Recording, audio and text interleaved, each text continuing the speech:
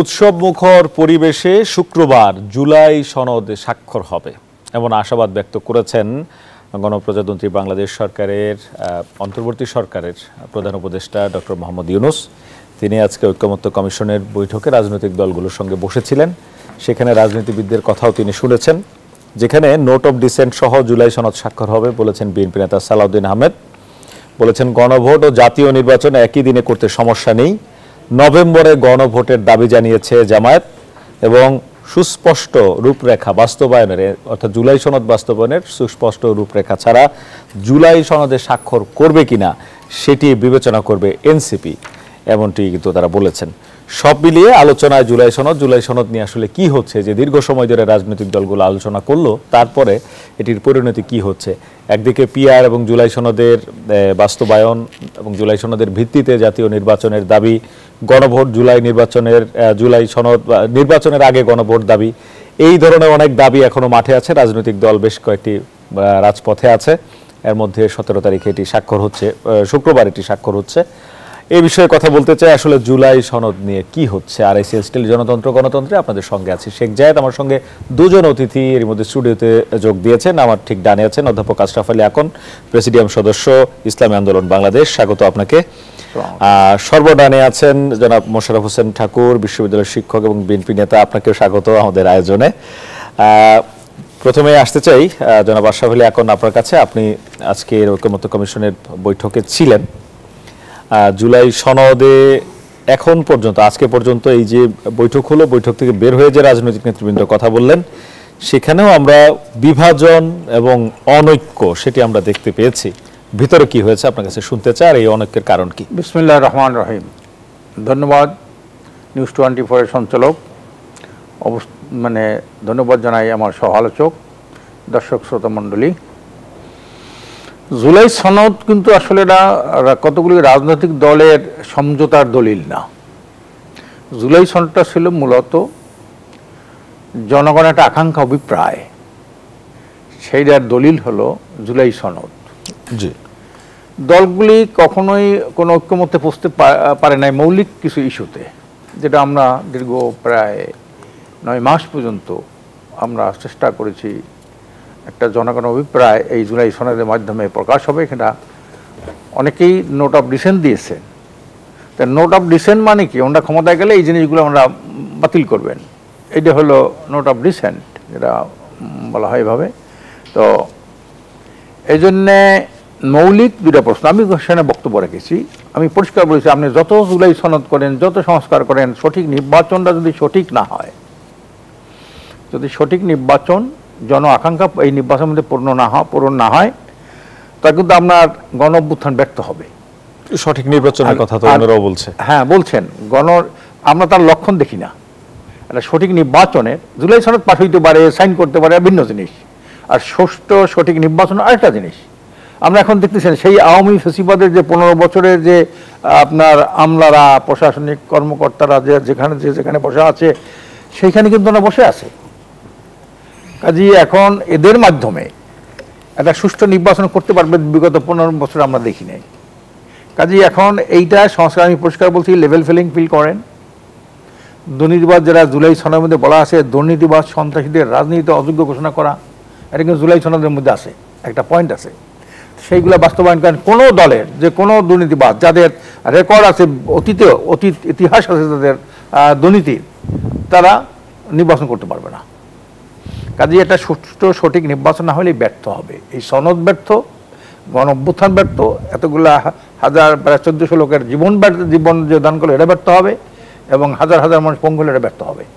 এই জন্য আমি বলেছি, যদি গণ অভ্যুত্থান ব্যর্থ হয়, তখন কিন্তু একটা গণবিপ্লবের একটা ডাক আসবে। আর সেই গণবিপ্লব হওয়ার মাধ্যমেই এই চিরাচরিত যে প্রথা, যেগুলা জঞ্জাল, রাজনৈতিক জঞ্জাল, কতগুলো রাজনৈতিক কুসংস্কার, দুর্নীতি, সন্ত্রাস, এইগুলি তো রাজনীতিকে আঁকড়াই ধরেছে, এইগুলো ভেঙ্গে চুরমার হয়ে যাবে এবং নতুন একটা বিপ্লবী সরকার হবে, এবং সেই সরকারের মাধ্যমে এদেশের জন আকাঙ্ক্ষা পূর্ণ হবে এবং একটি দুর্নীতি দুঃশাসন মুক্ত একটি কল্যাণ রাষ্ট্র হবে। এটা আমি ওখানে বলেছি। কাজে আপনি যা কিছু করেন, জুলাই সনদ, সিগনেচার, স্বাক্ষর, এটা হবে, এটা দৃশ্যমান একটা ঘটনা আপনি করবেন, কিন্তু সঠিক নির্বাচনটা, সুষ্ঠু নির্বাচনটা যদি কোনো ব্যবস্থা করতে না পারেন, এটা কিন্তু একটা মারাত্মক রিয়াকশন হবে এটা নেওয়া। তো এটা আমি বলেছি। আর জুলাই সনদের যে মৌলিক যে বিষয়টা ছিল সেটা হলো সংস্কার, বিচার এবং নির্বাচন। সংস্কারটা কোনো দৃশ্যমান কোনো সংস্কার হয়েছে বলে তো মনে হয় না। জুলাই সনদের মধ্যে যে পয়েন্ট আছে অনেক পয়েন্টেই কিন্তু নোট অফ ডিসেন্ট আছে, হ্যাঁ, যার কারণে এখানে জুলাই সনদের যে জন আকাঙ্ক্ষা এই সিগনেচার হইলেও যে এটা বাস্তবায়ন হবে বলে নোট অফ ডিসেন্টও তো একটা মতামত যে আমি এইভাবে হলে মানবো, এইভাবে হলে মানবো না, আপনি করেন না, কিন্তু এটা তো ঐক্যমত হলো না। আপনি বললেন যে এইভাবে যদি প্রধানমন্ত্রী দলের প্রধান এক হতে পারবে না, আপনি বললেন যে আমি নোট অফ ডিসেন্ট, তাহলে আপনি যদি ক্ষমতায় যান তাহলে আপনি প্রধানমন্ত্রী দলের প্রধান এক করবেন, আপনি বলা হতো এটা, এখানে একটা পয়েন্ট আছে। কেন চান না এক হলে দলের প্রধান এবং প্রধানমন্ত্রী এক, আপনারা কেন চাননি? এটা চাইলে যে গণভবনটা তখন দলীয় কার্যালয় হয়ে যায়। উনি গণভবন যেটা ছিল জনগণের ভবন, ওইটা উনি দলীয় কার্যালয়ে পরিণত করে। এটা হলো সার্কেল হাউস, ডিসির অফিস, এগুলা দলীয় কার্যালয়ে পরিণত হয়। লেভেল প্লেইং ফিল্ড নেই যে বলছেন, আপনারা তো মানে নির্বাচনী প্রচারণা আগেই শুরু করেছেন, জামায়াতও আগে শুরু করেছে। না, নির্বাচনী আমরা প্রচারণা তো আগে থেকেই করেছি। আমরা 300 আসনের প্রার্থী 2018 সালে। কাজে নির্বাচনী প্রচারণা সব জায়গায় থাকে। আমরা এই সমাজটা পরিবর্তন করতে চাই, নতুন সমাজ গড়তে চাই, একটা কল্যাণ রাষ্ট্র প্রতিষ্ঠা করতে চাই, জনগণের শতভাগ এই ভোটের আপনার প্রতিফলন ঘটাইতে চাই। এটা আমরা লেভেল প্লেইং ফিল্ড বলছেন নেই, বলছেন যে আপনাদের কাজে তো কেউ বাধা দিচ্ছে না, বা এইটা তো এখন দেবে না, এখন তো প্রচারণা সবাই চালায়, এখন তো বাধা হবে ওইখানে যখন হুন্ডা দিয়ে যদি ভোট কেন্দ্র ঠান্ডা করে, এটার নাম হলে লেভেল প্লেইং হবে না। এটা যদি করতে না পারে, টাকার যে অবৈধ টাকার যে খেলা, এই যে কালো টাকা এবং ফ্রি শক্তি, এইটা যদি বন্ধ না হয়, এখনই তো কালো টাকার দৌরত্ব বিভিন্ন জায়গায় চলছে, তারা বিভিন্ন হুমকি দামকি দিচ্ছে।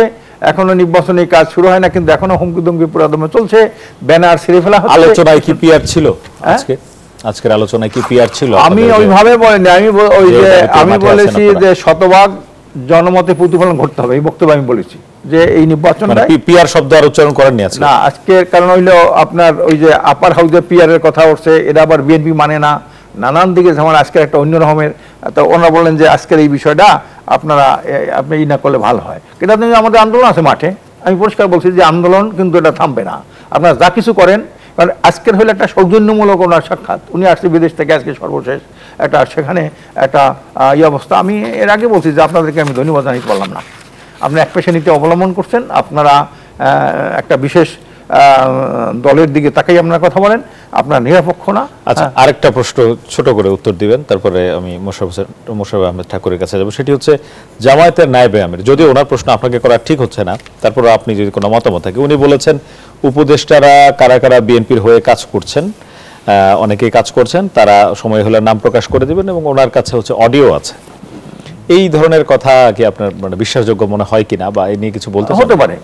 হতে পারে, এটা তো আমরা দেখেছি যখন জুলাই ঘোষণাপত্র প্রকাশ করেন, তখন কিন্তু শোনা গেছে যে ওনাদেরই দলে দুই একজন এটা লিখছেন এবং কেউর কাছেই দেয় নাই, দুই একটা দলের কাছে দিয়েছে, দুই একটা দল না দিলে নয়, কিন্তু অনেক আমরা যেমন আমরা পাই নাই, এইটা উনি একটা শুনেই ফেলাইছেন, এটা হয় নাই।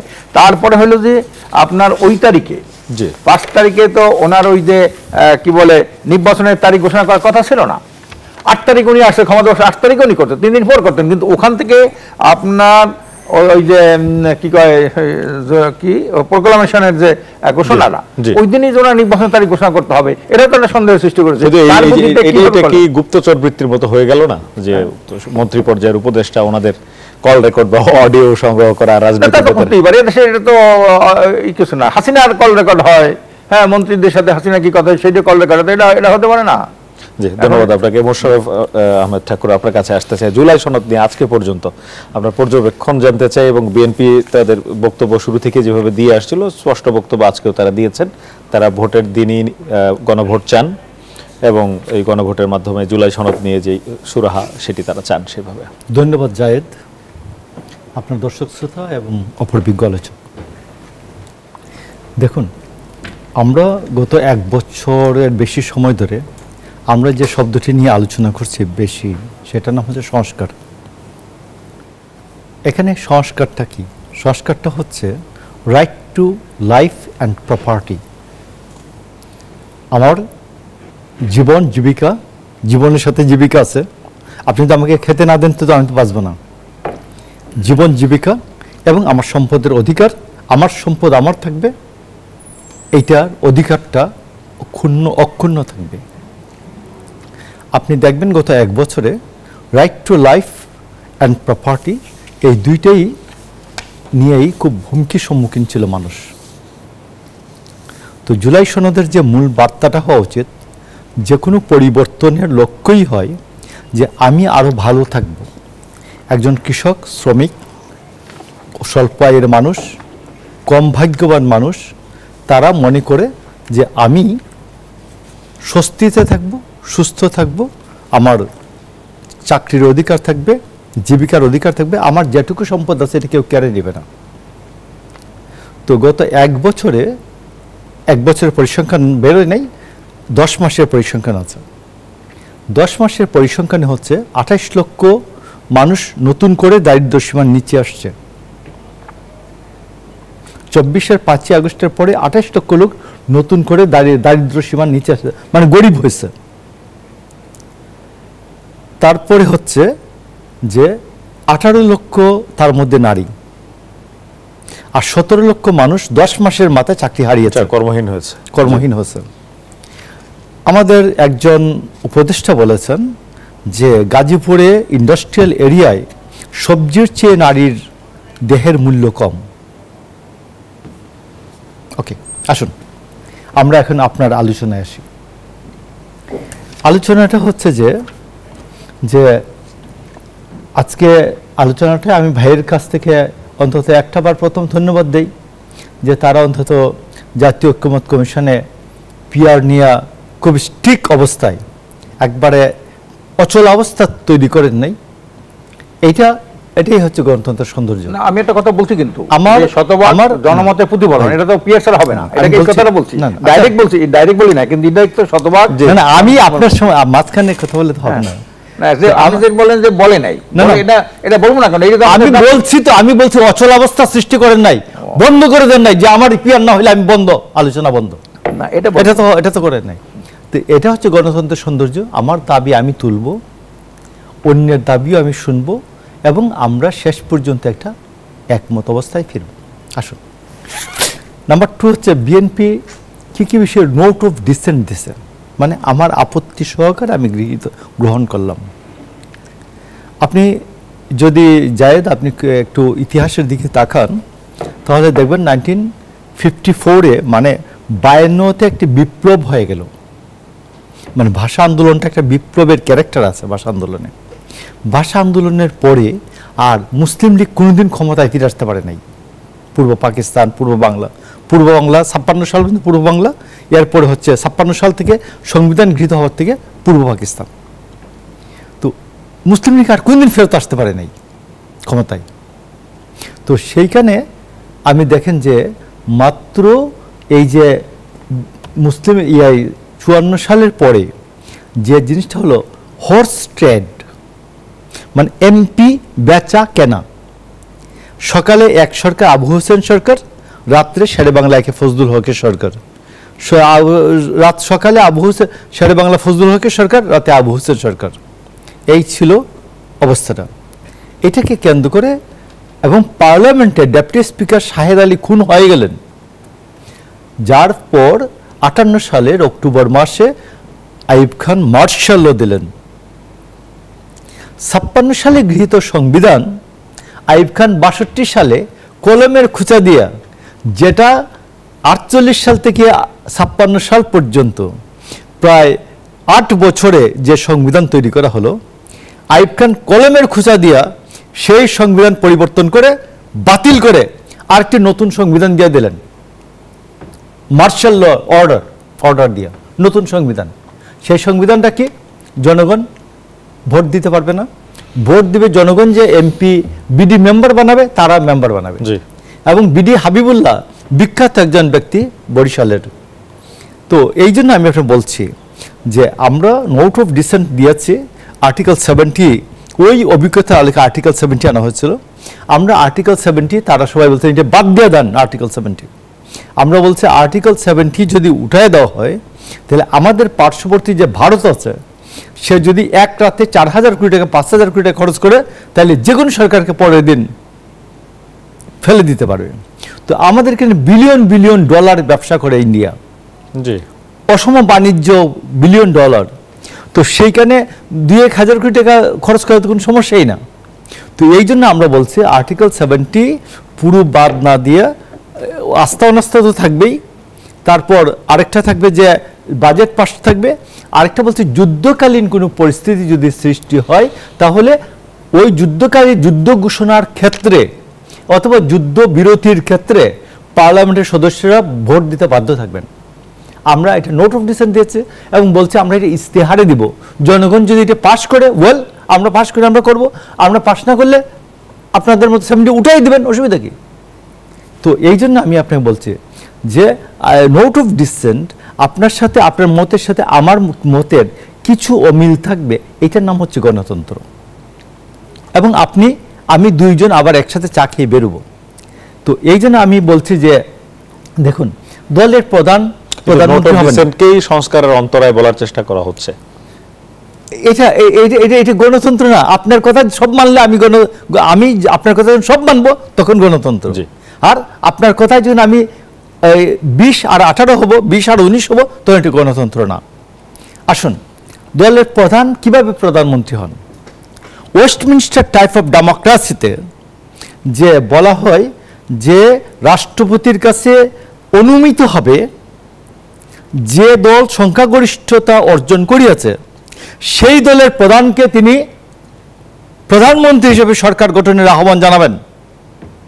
ওকে, তো এখন আমি দলের প্রধান, আমি সারা দেশ অর্গানাইজ করে মানুষকে, বা আপনি দলের প্রধান, আমি না, আপনি দলের প্রধান, আপনি প্রধান মনে করলাম, আপনি সবকিছু আয়োজন করে সারা দেশ ঘুরে আপনার দলের সংখ্যাগরিষ্ঠতা অর্জন করলেন। এখন প্রধানমন্ত্রী হবে কি জানি একটা কয় যে খাই দেয় কলিমুল্লাহ, মোটা হয় সলিমুল্লাহ। তো এখন কলিমুল্লাহ সবকিছু জোগাড় যন্ত্র করলো, সলিমুল্লাহকে বলবে উনি সরকার প্রধানমন্ত্রী হবে নাকি? এটা ওয়েস্টমিনস্টার টাইপ অফ ডেমোক্রেসির স্পিরিট এবং এসেন্স, ডেমোক্রেসির স্পিরিট এবং এসেন্সের সাথে যায় না।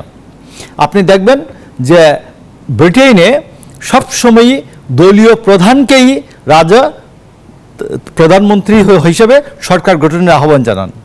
তো আমাদের দেশেও তাই আছে, ইন্ডিয়াতেও তাই আছে। ইন্ডিয়াতে বলা হয়, ইন্ডিয়াতে বলা হয় যে দল প্রধান বলবে তিনি যদি নির্বাচন না করেন তো তাকে 6 মাসের মধ্যে একটা কনস্টিটিউশন থেকে ইলেকশন করে তিনি তাকে সংখ্যাগরিষ্ঠতা অর্জন করতে হবে। আর আমাদের এখানে দলীয় প্রধান তো হইতেই হবে, আবার তাকে এমপিও হইতে হবে, দলীয় প্রধান হইতে হবে। আর ইন্ডিয়াতে আপনি দলীয় প্রধান হলেই আপনার দল যদি সংখ্যাগরিষ্ঠতা পায়, আপনার দল যদি জানায় যে আপনার দল সংখ্যাগরিষ্ঠতা পায়, তাহলে আপনি প্রধানমন্ত্রী হবেন এবং আপনি আগামী 6 মাসের মধ্যে একটা আসনে নির্বাচিত হয়ে আসবেন। বাট আমার দলে আপনি প্রধান হইলে হবে না, আপনি এমপিও হইতে হবে অ্যাট দি সাইমেন্টেনিয়াসলি, একই সময়ে। তো আমি আপনাকে বলছি যে এইগুলি হচ্ছে যে আমাদের এনসিপির বাচ্চারা মামাবাড়ি আবদারের মতো বলে, মাঝে মধ্যে বলে যে পুরানটাকে একটা গল্প শুনবেন, ভাগ্না বলতেছে মামা আমাকে 4টা পেরে এনে দাও। তো বলছে ভাগ্না চিন্তা করো না, সন্ধ্যার সময় চঙ্গা লাগাই দিব, ভাঁড় জারে দিয়া উঠে গিয়া পাইরে এনে দিয়ে দিব, বাচ্চা খুশি। তো এখন বিএনপি এটা করতে পারতো যে বাচ্চারা অনেক কিছু চায়, ওদেরকে বলতে পারতো হ্যাঁ সব কিছু সন্ধ্যার সময় চঙ্গা লাগাইয়া বাঁশ জার থেকে চাঁদ পাইরে এনে দেব। তো আমার মনে হয় যে বিএনপি যদি বাংলাদেশের মানুষের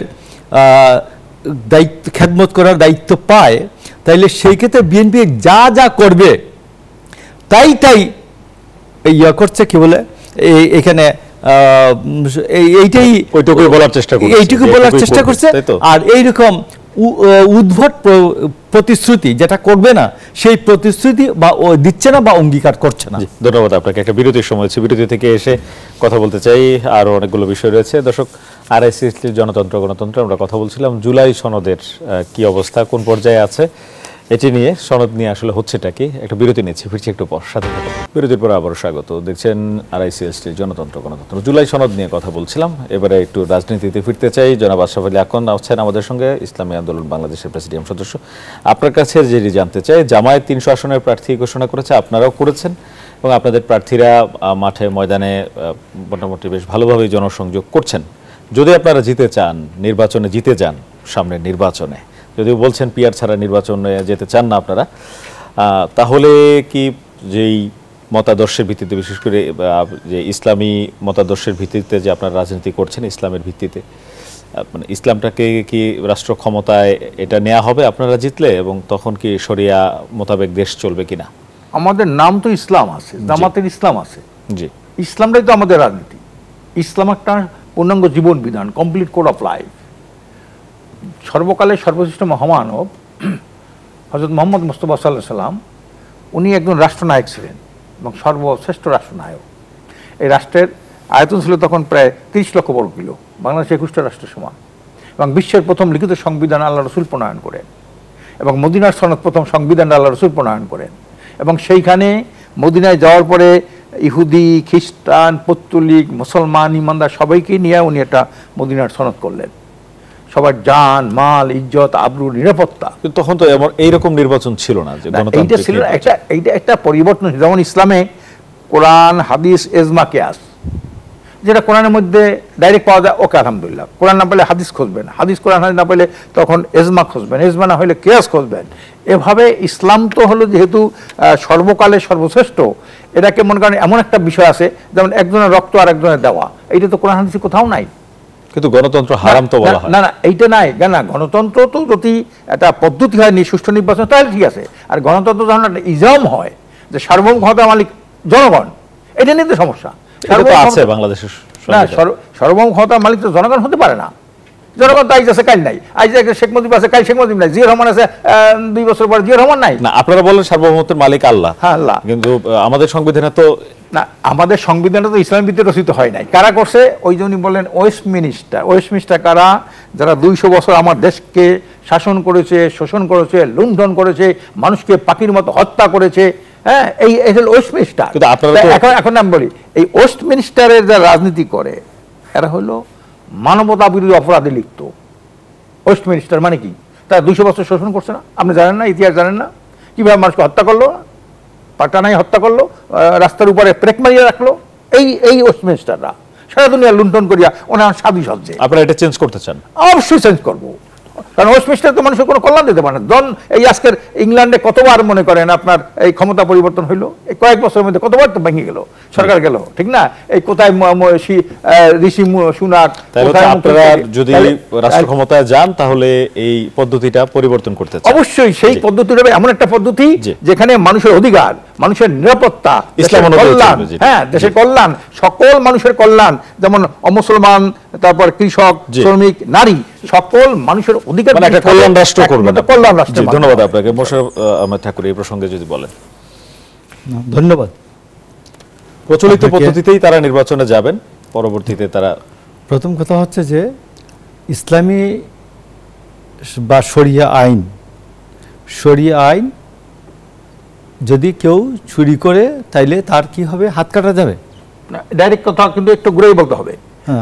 অভাবী চোর হলে তাকে হাত কাটা যাবে না, অভাবী চোর যে। আর স্বভাবী চোর হলে অবশ্যই হাত কাটে দৃষ্টান্তমূলক শাস্তি হলে, একজন এমপি চোরের যদি হাত কাটা যায়, 299 ভালো হয়ে যায়। হ্যাঁ, ভেরি গুড। নাম্বার 2 হচ্ছে যে আপনি যদি ওই ইয়াতে আমাদের দণ্ডবিধিতে ধর্ষণের জন্য বা জিনার জন্য কোনো মহিলা শাস্তির সম্মুখীন হবেন না, মহিলা শাস্তির সম্মুখীন হবেন না পেনাল কোডে। জি। তো 375। তো এইখানে আপনি সেখানে রজম, যেটা আপনি কোমর পর্যন্ত পুঁতে ঢিল ছুঁড়ে মেরে ফেলবেন। ধর্ষণ আর জেনা দুইটা, জেনা তো আলাদা আলাদা আলাদা। তো এখন আমি আপনাকে বলছি যে এইখানে রাসূলুল্লাহ সাল্লাল্লাহু আলাইহি ওয়াসাল্লামের সময় যে ঘটনাটা ছিল, যেভাবে আপনার সিরিয়ার ওই পাশে, মিশরের এই দিকে মাঝখানে এই অংশটাতে কোনো রাষ্ট্র ব্যবস্থাই ছিল না। জি।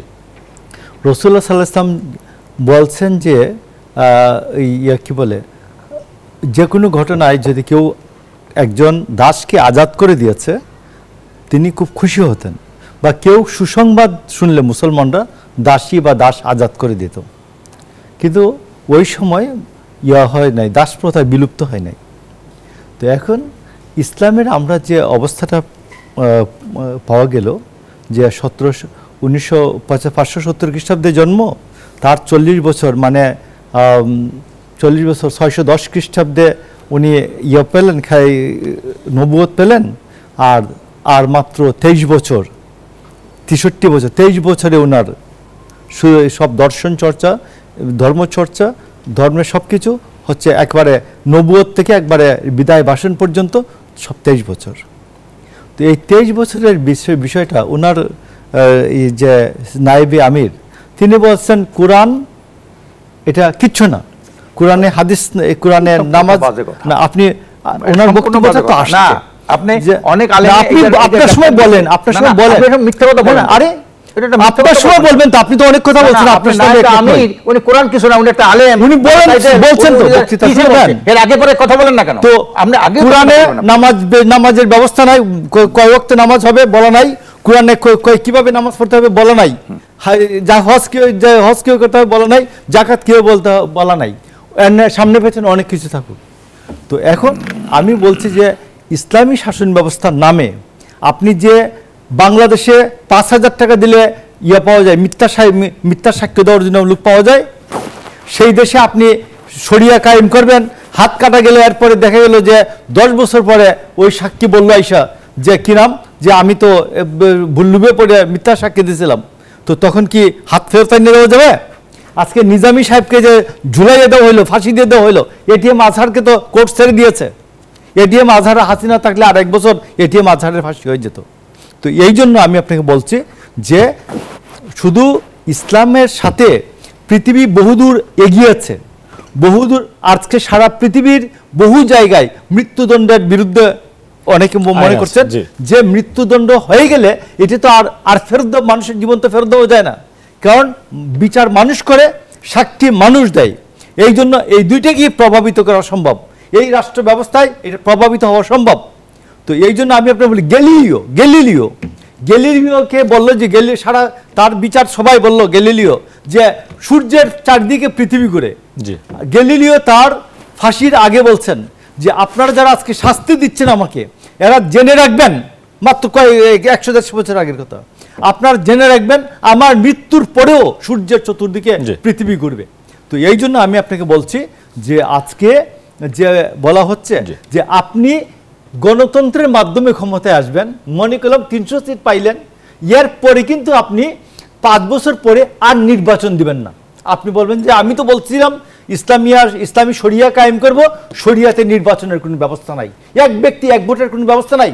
আর 1937 সালে শেরে বাংলা একে ফজলুল হক এই মাটিতে প্রধানমন্ত্রী হয়েছিলেন বাংলার, সেই সময়ও এক ব্যক্তি এক ভোট ছিল না, যাদের চৌকিদারি ট্যাক্স মাত্র 6 আনা ছিল তারা ভোট দিতে পেরেছে, অন্যরা ভোট দিতে পারে নাই।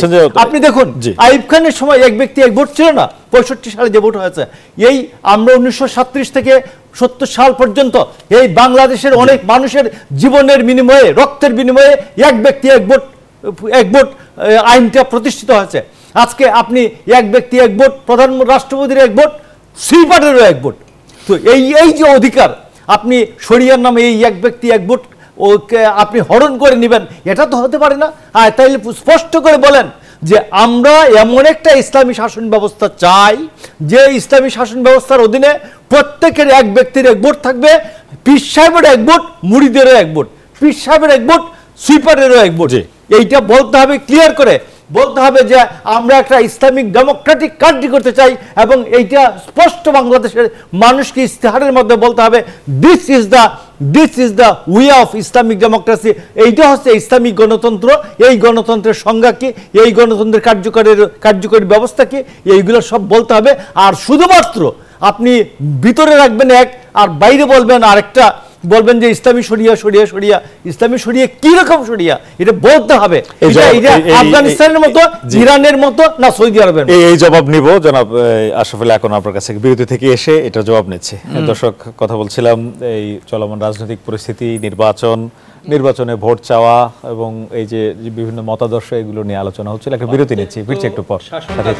বিরতির পর আবার স্বাগত। দেখছেন RSLC গণতন্ত্র সঙ্গে আছে শেখ জায়েদ। বিএনপি চেয়ারপারসন বেগম খালেদা জিয়া এই মুহূর্তে তার বাসভবন ফিরোজা থেকে এভার কেয়ার হাসপাতালের উদ্দেশ্যে চিকিৎসা চেকআপের জন্য বের হচ্ছেন। সেখানে আছেন সহকর্মী তাওহিদুল ইসলাম। সরাসরি চলে যাচ্ছি তার কাছে। তাওহিদ,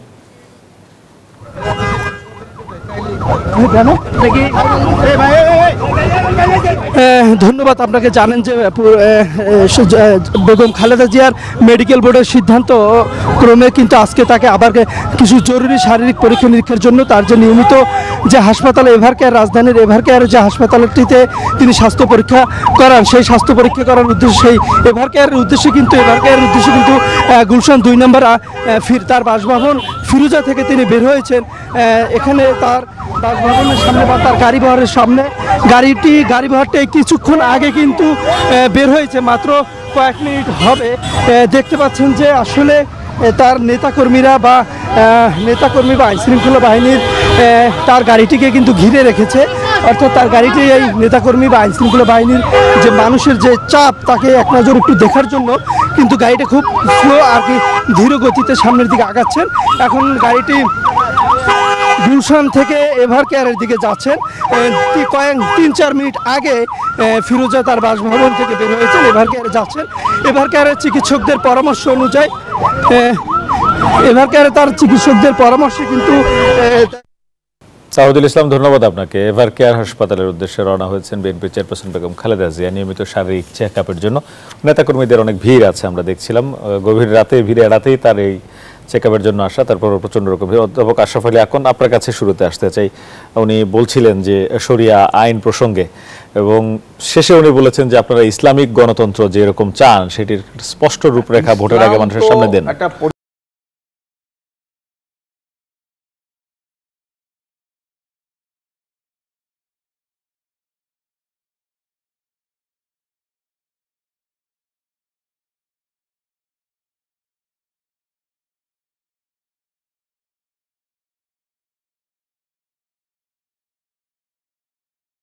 তাদের রাজনীতি দর্শন দ্বারা আয়ত্ত করে দেশের রাজনীতি করতে চায়।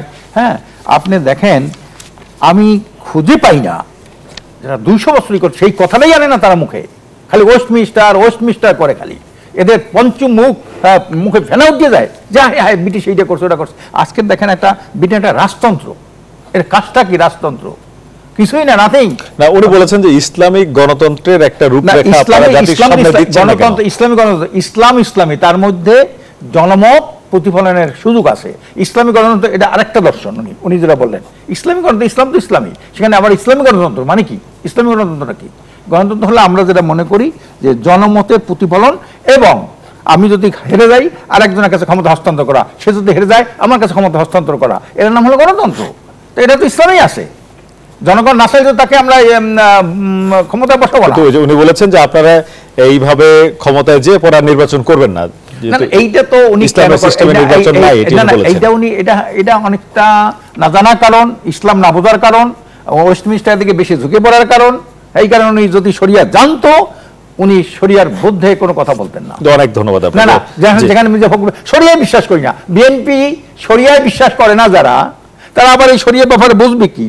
এর তো অপব্যাখ্যা ছাড়া ওনাদের কোনো ভালো ব্যাখ্যা পাওয়া যাবে না। ওনাদের রাজনৈতিক দর্শন, আমি মনে করি শরিয়া হলো পূর্ণাঙ্গ, শরিয়া হলো সর্বজনীন, শরিয়া একমাত্র মানুষের মুক্তির পথ, শরিয়া একটা দুর্নীতি দুঃশাসন মুক্ত একটি কল্যাণ রাষ্ট্র প্রতিষ্ঠার পথ। হ্যাঁ, দুর্নীতি হলো সকল দুর্নীতিবাজদের। এই জন্য আমি মনে করি শরিয়াকে জানা দরকার। এটা হলো আমরা বিশ্বাস করি, এই জন্য শরিয়া আমাদের চর্চা করা দরকার, পালন করা দরকার, বাস্তবায়নের চেষ্টা করা দরকার। ইসলামী রাষ্ট্র ব্যবস্থা যদি এত সহজ হইতো, তাহলে সারা পৃথিবীতে একটা ইসলামী রাষ্ট্রের মডেল থাকতো। পাকিস্তান ইসলামী রাষ্ট্রের মডেল নয়।